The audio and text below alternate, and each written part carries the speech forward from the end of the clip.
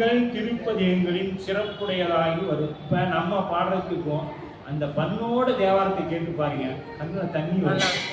கண்ணு என்ன வரும்? தண்ணி வரும். அந்த அளவுக்கு அதை உருக்கமாக அன்போடு பாடுவாங்க. நாம அப்படியெல்லாம் இன்னைக்கு சாதாரணமா திருமுறை பாராயணத்துக்கு வரைக்கும் நம்மளால இயல மாட்டேங்குது. இன்னும் நாம எங்க பண்ணோட கத்துக்கொள்ளணும். அப்ப இந்த திருமுறை படிக்க படிக்க நமக்கு என்ன வரணுங்க? பண்ணோட நாமளும் பாடணுங்கிற எண்ணம் வரணும்.